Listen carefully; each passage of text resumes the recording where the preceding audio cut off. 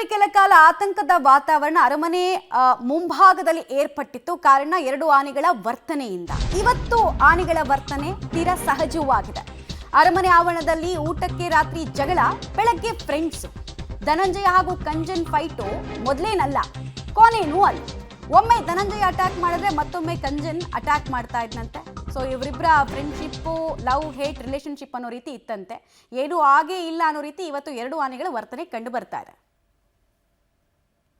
ಮೈಸೂರಿನ ಅರಮನೆಯ ಆವರಣದಲ್ಲಿ ಏನು ಧನಂಜಯ ಆನೆ ಕಂಜನ್ ಆನೆ ಮೇಲೆ ಅಟ್ಯಾಕ್ ಮಾಡ್ತೋ, ಈಗ ಅವೆರಡೂ ಆನೆಗಳು ಕೂಡ ಒಂದೇ ಪ್ಲಾಟ್ಫಾರ್ಮ್ನಲ್ಲಿ ನಿಂತಿದ್ದಾವೆ.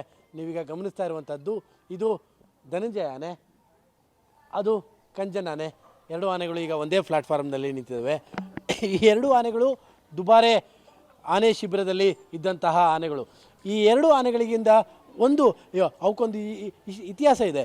ಅಂದರೆ ಆ ಎರಡು ಆನೆಗಳು ಕೂಡ ದುಬಾರೆ ಆನೆ ಶಿಬಿರದಲ್ಲೂ ಕೂಡ ಇದೇ ರೀತಿಯಾದಂತಹ ಜಗಳಗಳನ್ನ ಪ್ರತಿ ಬಾರಿಯೂ ಕೂಡ ಮಾಡ್ಕೊಳ್ತಾ ಇದ್ವು.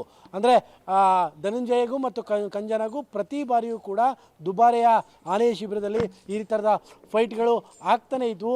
ಮತ್ತು ಕಂಜನ್ ಅಷ್ಟೇ ಧನಂಜಯ ಒಂದೊಂದು ಬಾರಿ ಕಂಜನ್ ಧನಂಜಯ ಮೇಲೆ ಅಟ್ಯಾಕ್ ಮಾಡಿದ್ರೆ ಧನಂಜಯ ಕಂಜನ್ ಮೇಲೆ ಅಟ್ಯಾಕ್ ಮಾಡುವಂಥದ್ದು. ಅಂದರೆ ಈ ಸ್ನೇಹಿತರ ನಡುವೆ ಫೈಟ್ಗಳು ಹೇಗೆ ನಡೀತಾ ಇರ್ತವೋ ಅದೇ ರೀತಿಯಾಗಿ ಇವರಿಬ್ಬರ ನಡುವೆಯೂ ಕೂಡ ಫೈಟ್ಗಳು ಆಗಾಗ ದುಬಾರೆ ಆನೆ ಶಿಬಿರದಲ್ಲೂ ಕೂಡ ನಡೀತಾ ಇದ್ವು. ಅಲ್ಲಿಗೆ ಇವರಿಬ್ಬರದು ಕೂಡ ನಿನ್ನೆ ರಾತ್ರಿಯ ಜಗಳ ಹೊಸದಲ್ಲ, ಇದು ಹಳೆಯ ಜಗಳ. ಆಗಾಗ ಹೆಂಗೆ ಮನುಷ್ಯರಿಗೂ ಕೂಡ ಹಳೆ ಜಗಳಗಳು ಒಂದೊಂದು ಸಿಟ್ಟಿನ ಸಂದರ್ಭದಲ್ಲಿ ಮತ್ತೆ ಶುರು ಆಗ್ತವೋ ಅದೇ ರೀತಿಯಾಗಿ ಧನಂಜಯ ಮತ್ತು ಕಂಜನ ಈ ಎರಡು ಆನೆಗಳ ನಡುವೆ ಹಳೆ ರೀತಿಯಾದಂಥ ಒಂದು ಜಗಳ ಇದೆ.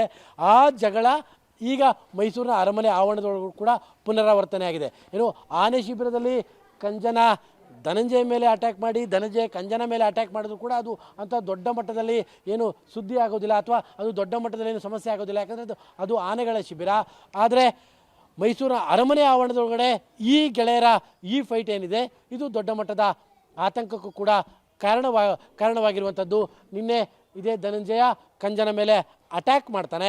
ಅಂದರೆ ಕಂಜನ ಧನಂಜಯ ಇಬ್ಬರು ಒಂದೇ ಪ್ಲೇಸ್ನಲ್ಲಿ ಕೋಡಿ ಸೋಮೇಶ್ವರ ಪ್ಲೇಸ್ನಲ್ಲಿ ಊಟವನ್ನು ತಿನ್ನೋದಕ್ಕೆ ಹೋಗ್ತಾ ಇದ್ದಂಥ ಸಂದರ್ಭದಲ್ಲಿ ಕಂಜನ ಹಿಂಭಾಗದಿಂದ ಧನಂಜಯನಿಗೆ ಟಚ್ ಮಾಡ್ತಾನೆ. ಅಷ್ಟೇ ಸಾಕಾಗಿತ್ತು ಧನಂಜಯನಿಗೆ ಕಂಜನ ಮೇಲೆ ಅಟ್ಯಾಕ್ ಮಾಡೋದಕ್ಕೆ. ಅದನ್ನೇ ನೆಪ ಇಟ್ಕೊಂಡು ನಿನ್ನೆ ಗಲಾಟೆ ಮಾಡಿರುವಂಥದ್ದು ಧನಂಜಯ ಆನೆ.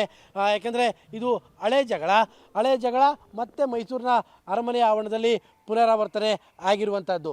ಅಂದರೆ ಧನಂಜಯನ ಹಿಂಭಾಗದಿಂದ ಕಂಜನ ಸ್ವಲ್ಪ ಟಚ್ ಮಾಡ್ತಾನೆ, ಅಷ್ಟೇ.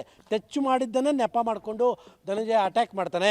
ಹೀಗೆ ಅನೇಕ ಸಂದರ್ಭದಲ್ಲೂ ಕೂಡ ಆನೆ ಶಿಬಿರದಲ್ಲೂ ಕೂಡ ಇದೇ ರೀತಿಯಂಥ ಜಗಳವನ್ನು ಧನಂಜಯ ಮತ್ತು ಕಂಜನ ಮಾಡಿಕೊಂಡಿದ್ರು ಅನ್ನುವಂಥದ್ದನ್ನು ಈಗ ಮಾವುತರು ಮತ್ತು ಕಾವಾಡಿಗಳು ತಿಳಿಸ್ತಾ ಇದ್ದಾರೆ. ಜೊತೆಗೆ ಅರಣ್ಯ ಅಧಿಕಾರಿಗಳು ಕೂಡ ಅದೇ ವಿಚಾರವನ್ನು ಕೂಡ ಈಗ ತಿಳಿಸಿರುವಂಥದ್ದು. ಅಲ್ಲಿಗೆ ಇವರಿಬ್ಬರ ನಡುವೆ ಫ್ರೆಂಡ್ಶಿಪ್ ಜೊತೆಗೆ ಜಗಳ ಎರಡೂ ಕೂಡ ಇರುವಂಥದ್ದು ಸ್ಪಷ್ಟ.